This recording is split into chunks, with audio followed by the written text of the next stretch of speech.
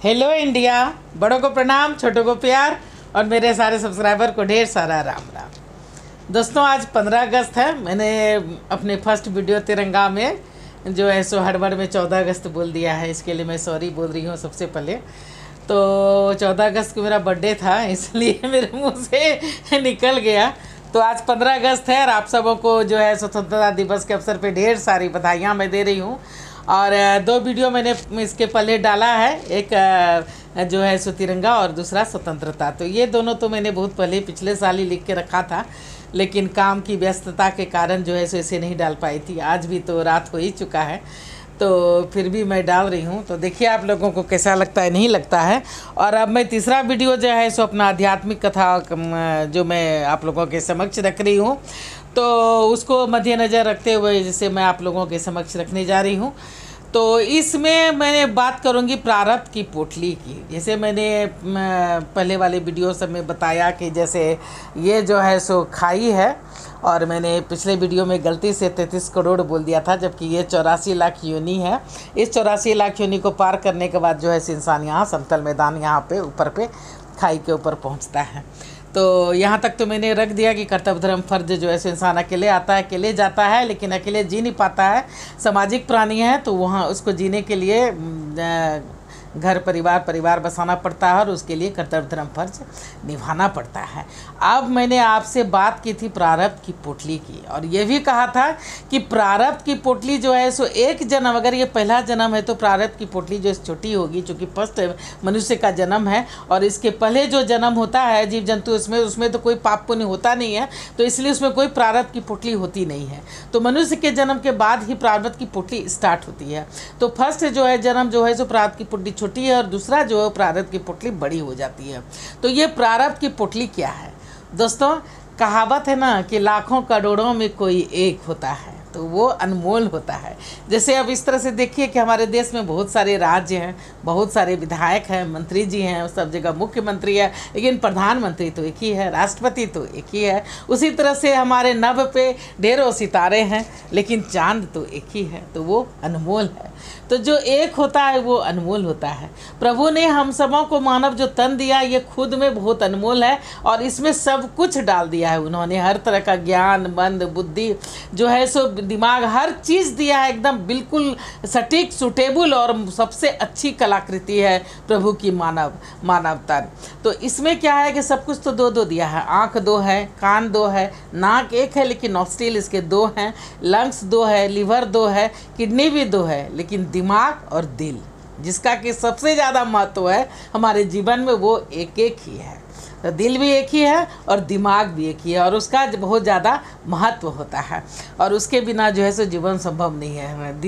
दिल अगर ख़त्म हो गया तो जीवन संभव नहीं है, और दिमाग अगर काम नहीं कर रहा है तो वो जीवन हो कर के भी वो मृत के समान है, वो तो कोई जीवन का है ही नहीं। और बाकी सबका अल्टरनेटिव है कि अगर एक चला जाता है तो एक के पे जो है सो इंसान किसी तरह से सर्वाइव कर सकता है। तो मेरे कहने का तात्पर्य यही है कि मैं प्रारब्ध की पोटली की जैसे बात कर रही हूँ।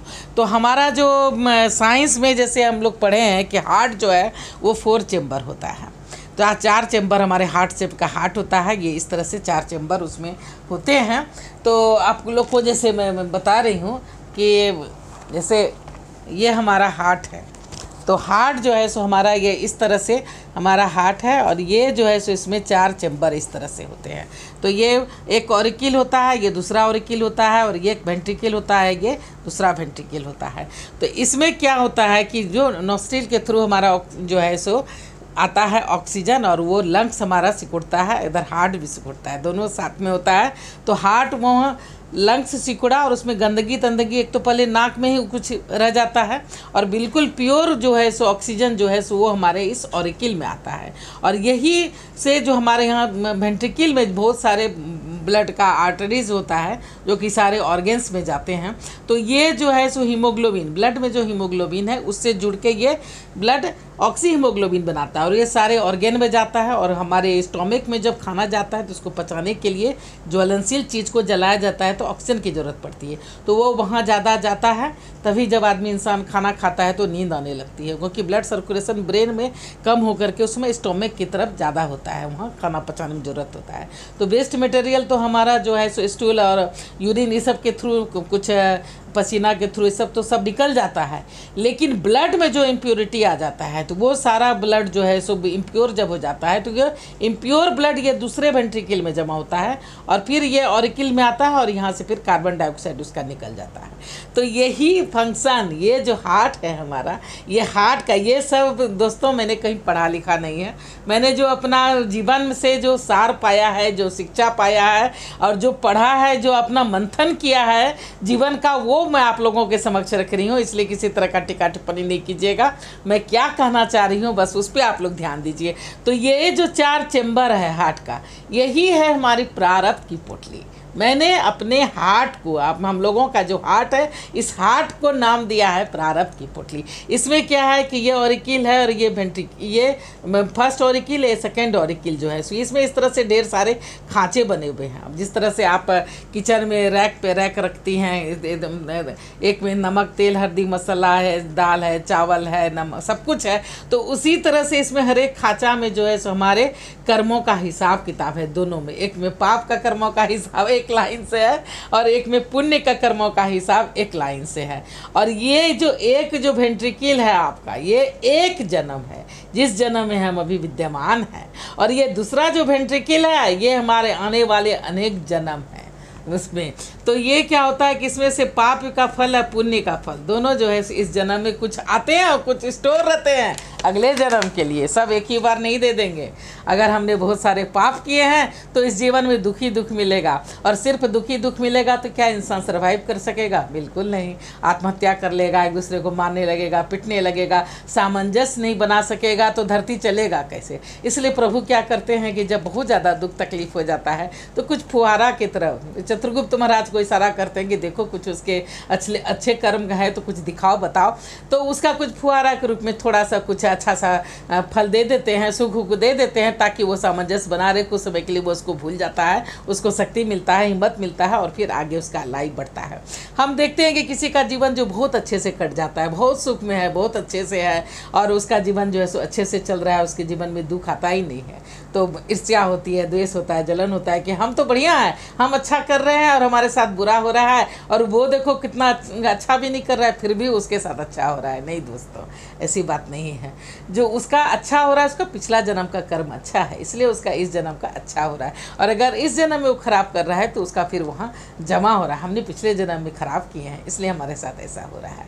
तो ये सही बात होती है। लोग कहते हैं कि जो अच्छा होता है, सच्चा होता है, वही दुख भोगता है। तो इस बात को इस चीज़ के मध्य रखा जाता है कि वर्तमान का बहुत ज़्यादा महत्व है। वर्तमान जो है सो बहुत ज़्यादा महत्व है और वर्तमान में ही इंसान को जीना चाहिए। अगर हम वर्तमान में अच्छे कर्म कर रहे हैं, वर्तमान में अच्छे जी रहे हैं, तो यही मेरा कल जो है सो अच्छा भूत बनेगा, और बाद में यही वर्तमान का कर्म अगर अच्छा है तो कल भविष्य मेरा अच्छा जो है सो इससे होके निकलेगा। इसलिए वर्तमान का कर्म में इतना शक्ति है कि हमारे भूत के कर्म को वो जो है सो मिटा तो नहीं सकती है। लोग भी कहते हैं, साधु सन्यासी महात्मा लोग भी बोलते हैं कि भोगना तो पड़ता है, मिटता नहीं है, कम जरूर होता है। तो वर्तमान में इतना शक्ति है कि वो उसको कम भी कर सकती है और बढ़ा भी सकती है। अगर हमारे बुरे कर्म वर्तमान में होते जा रहे हैं तो पिछले जन्म में अगर हम पुण्यात्मा थे और इस जन्म में अगर हम बुरे हो रहे हैं तो उसका फल वो घटा देगा। और अगर हम पिछले जन्म में पापी थे और इस जन्म में अगर अच्छा कर रहे हैं तो वो पाप का फल जितना ज़्यादा हमको भोगना चाहिए उसको भी घटा देगा। तो दोनों चीज़ घट जाता है। पुण्य का फल भी घट जाएगा अगर हम पापी हैं, और पाप का फल भी घट जाएगा अगर हम धर्मात्मा हैं, अच्छे हैं। तो वर्तमान जो है सो सबसे ज़्यादा ज़रूरी है। वर्तमान में सबसे अच्छी चीज़ है। तो जो कोई खुश है, सुखी है, सब कुछ है, हमने अपने हिस्से का सुख भोगा है, तो मेरे हिस्से का दुख दूसरा कोई क्यों भोगेगा? उसे हमें ही जो है सो भोगना है और अपने अकाउंट्स को क्लियर करना है। तो इसलिए दूसरे का खुशी देख करके ईर्ष्या द्वेष जलन कुछ नहीं, मुस्कुराइए। हम भी मेहनत करेंगे तो कल हमको भी मिलेगा। तो ये है प्रारब्ध की पोटली। अब जो है सो प्रारब्ध की पोटली का फर्स्ट भाग में मैं इतना रख रही हूँ, और दूसरे भाग में जो है सो मैं एक जो है सो कहानी आप लोगों के समक्ष रखूँगी। और इस चीज़ को जो है सो, और ये कहानी मेरी काल्पनिक कहानी नहीं है, मैंने कल्याण में या अखंड ज्योति में कहीं पढ़ी है। तो प्रारब्ध की पोटली का फर्स्ट भाग में मैंने इतना रखा। अब प्रारब्ध की पोटली का दूसरे भाग में फिर मैं आप लोगों का स्वागत करूंगी और उसमें रखूंगी। देखिए कि क्या लगता है, कैसा लगता है। दोस्तों, मैं बार बार बोल रही हूँ कि ये मेरी काल्पनिक कहानी है। मैंने अपने जीवन में जो कुछ भी देखा है, सुना है, जो कुछ कष्ट सहा, जो मनन किया, प्रभु को जो है सो नमन किया, जो मंचन किया, मंथन किया, उसी पे आधारित मैं जीवन को समझने की कोशिश जो की है, और उसी कोशिश को आप लोगों के समक्ष में रख रही हूँ। मैं कितना सही हूँ नहीं हूँ मैं नहीं जानती, लेकिन ये मेरी सिर्फ काल्पनिक कहानी है। अब देखिए आप लोगों को दिल को छूती है या नहीं छूती है। तो मैं अपने प्रारब्ध की पोटली का फर्स्ट भाग यहाँ तक रखा। अब मैं अगले आध्यात्मिक वीडियो में प्रारब्ध की पोटली का दूसरा भाग आप लोगों के समक्ष रखूँगी। तो अब मैं अपनी वाणी को यहीं पर विराम देना चाहती हूँ।